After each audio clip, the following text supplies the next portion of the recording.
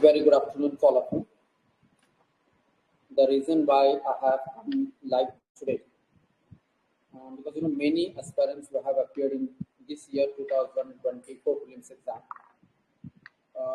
बहुत सारे ऐसे कैंडिडेट्स हैं, बहुत सारे ऐसे एस्पायरेंट्स हैं कि जिनका यूपीएससी प्रीलिम्स 2024 में वो क्वालिफाई नहीं बन पा रहा और they are not getting the secure mark both in paper 1 as well as in paper 2. Majority of the students ऐसे हैं जिनका पेपर 2 में क्वालिफाइंग स्कोर नहीं आ रहा है, despite of the hard work and despite of efforts taken by them, they are not in a position to qualify in this prelims exam. तो आप आगे क्या करना है? बहुत बार ऐसे होता है ना कि आप बहुत सारे एफर्ट्स लगाते हो और एग्जाम देते हो, फिर उसके बावजूद भी आप क्वालिफाई करने के चांसेस नहीं होते हैं. तो ऐसे सिचुएशन में क्या करना चाहिए? दो तीन चीजें हैं जो आपको करना चाहिए. जैसे कि मैं हमेशा ये कहता हूँ कि you need to face the situation, you need to understand that where you made the mistake, right? Like for example,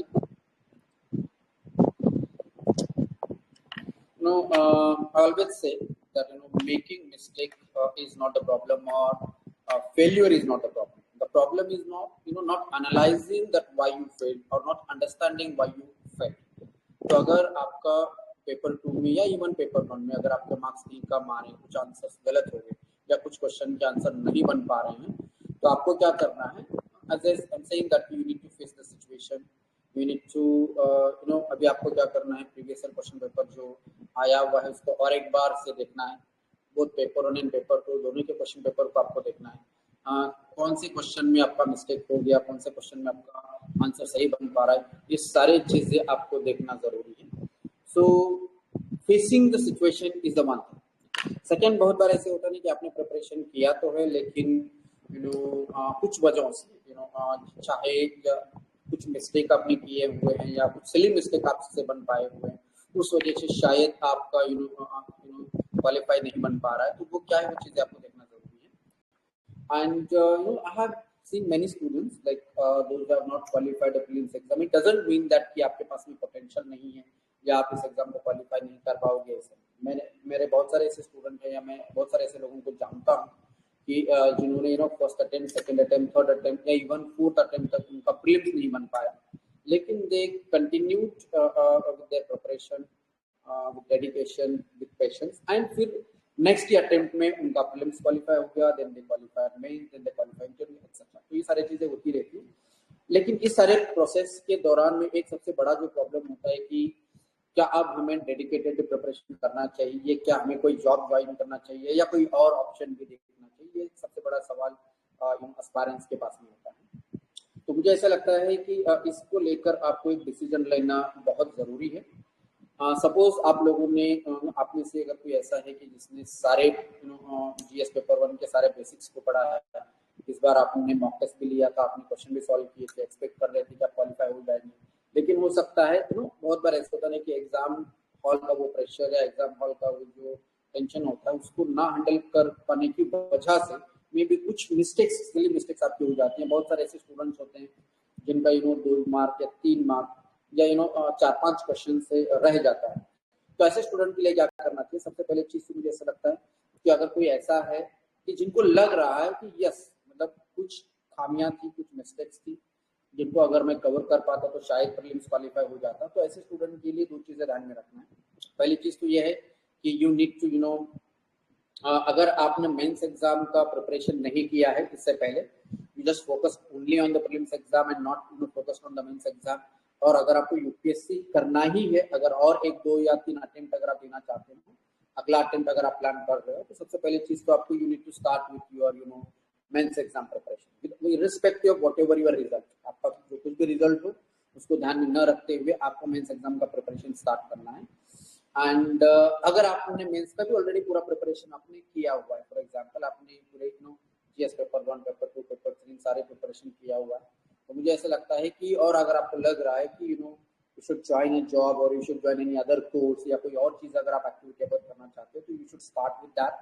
लेकिन ये चीज ध्यान में रखना है कि you need to be in touch with the UPSC syllabus. You need to read newspaper regularly. You need to revise the basics regularly. And हमेशा आपके दिमाग में एक माहौल, एक इकोसिस्टम के टच में रहना है। कुछ आपके मेंटोर से उनके टच में रहिए, या जो यूपीएससी का प्रिपरेशन करने वाले स्टूडेंट्स हैं उनके टच में रहिए। बिकॉज ऐसे होता है कभी कभार एक मेंटल प्रेशर आ जाता है, पीयर प्रेशर रहता है, पेरेंट्स का प्रेशर रहता है, सोसाइटी का प्रेशर रहता है, या आपके मन में कहीं ना कहीं ऐसे लगता है कि आप कोई ऑप्शन भी होना चाहिए। तो this is the right time for you join any course, join any job, और जॉब करते हुए रोज 1-2 घंटा भी अगर आप अपने आप को keep yourself in touch with exam and syllabus. And उसके अलावा एक और चीज ना भूलते हुए आपको करना है, that is you need to read the newspaper regularly. तो क्योंकि अभी आपका बेसिक तो हो चुका है, आपको वापस से बेसिक्स रिगरसली एक दिन में आपको 4 या 5 घंटे या मे बी 7-8 घंटे पढ़ने की जरूरत नहीं है। आपको बस क्या करना पड़ेगा, आपको बस बेसिक्स को रिवाइज करना पड़ेगा। You just need to keep in touch, you just need to read the newspaper regularly. और जो इस एग्जाम की प्रिपरेशन कर रहे हैं, आपके या मेंटोर है, या आपके जो स्टूडेंट्स हैं, या आपका कोई फ्रेंड्स है जिस एग्जाम को प्रिपरेशन कर रहे हैं, उनके टच में रहिए। So this is the one thing which you can do, like you can go with any other course, you can go with any other job and do that। या अगर आपको लग रहा है कि एक और साल और अच्छे से प्रिपरेशन करना चाहिए, ऐसे अगर आपको लगता है, तो immediately start your mains exam preparation till next, most probably next year का जो प्रीलिम्स एग्जाम है, that will also be held in the same the month, that is in the month of May. तो आपका एक पूरे साल भर का प्लान आप बनाइए, पेपर 1, पेपर 2, पेपर 3, पेपर 4, और अगर आपका कोई ऑप्शनल सब्जेक्ट अगर आपने डिसाइड किया हुआ है तो टिल जनवरी आप अपना optional subjects as well as paper 1, paper 2, paper 3 का प्रिपरेशन आपको करना है। एंड आंसर राइटिंग की प्रैक्टिस करनी है। ये इस वजह से करना है क्योंकि बहुत बार ऐसे होता है नहीं कि आप बस प्रीलिम्स पे फोकस करते हो। बहुत स्टूडेंट्स का ऐसे होता है नहीं कि प्रीलिम्स क्वालिफाई हो जाता है, फिर मेंस का प्रिपरेशन ऑलरेडी रहता है। तो this is the normal strategy. तो अगर आपका 2024 का प्रीलिम्स बन पा रहा है या नहीं बन पा रहा है, उसके बावजूद भी अगर आपने मेंस एग्जाम का प्रिपरेशन अब तक नहीं किया, start your mains exam preparation, start writing the answers, have a answer writing practice, at least start writing with 1 answer in a day, 2 answer in a day, 2 answer लिखने की कोशिश कर लो। Newspaper से अपने खुद के नोट्स बनाने की कोशिश कर लो, पीवाईक्यू क्वेश्चन पेपर का एनालिसिस और अच्छे तरीके से कर लो। तो ये सारी चीजें आप कर सकते हो। I know it is very difficult to overcome with the failure, it is very difficult to overcome with you can say कि अगर आप क्वालिफाई नहीं कर पा रहे हो तो इस चीज को ओवरकम करना बहुत मुश्किल हो जाता है। लेकिन एज ऑलवेज से फेसिंग द सिचुएशन, लाइक एक यूपीएससी एस्पायरेंट में ये एक क्वालिटी होनी चाहिए कि आप जिस भी सिचुएशन में हो उस सिचुएशन को फेस करने आपको आना चाहिए। आपको अगर लग रहा है कि आप क्वालिफाई नहीं कर पा रहे हो तो क्यों नहीं क्वालिफाई कर पा रहे हो, क्या आपके वीकनेसेस हैं, कौन से एरिया में आप वीक हो रहे हो, कौन से सब्जेक्ट के क्वेश्चंस आपके नहीं बन पा रहे हैं, या कौन सा सब्जेक्ट आपका भी करना बाकी है, उसकी एक लिस्ट बनाइए। Go through the previous year question paper once again, read the question one by one, read the statement one by one, and accordingly make the list. Like I always say, failure is not the problem, but the problem is it not understanding or not analyzing that where you are failing. मतलब आपको खुद का analysis करना जरूरी है, आप कहाँ fail हो रहे हो या कहाँ आपकी मिस्टेक हो रही है, उसको एनालाइज न करना या फिर उसको न समझ कि कहाँ मिस्टेक हो रही है, उसको ना समझ पाना, ये सबसे बड़ा प्रॉब्लम होता है। तो इसको करने की कोशिश करो। That's what I feel so कि आप लोगों को ये करना चाहिए। Go through the question paper again, previous year question paper, prelims question paper, mains question paper, mark down कौन सी एरिया पे आपकी मिस्टेक हुई है उसको लिस्ट बना के रख लीजिए, and that's what you need to do. So this is what I think those students who are not expecting to qualify this year's prelims exam उनको करना चाहिए, and those who are expecting to qualify this year's prelims exam उनके लिए क्या भी approach होना चाहिए आने वाले 3-4 महीनों में, जब तक आपका मेंस एग्जाम नहीं होता है, that I will be discussing with you some time ago.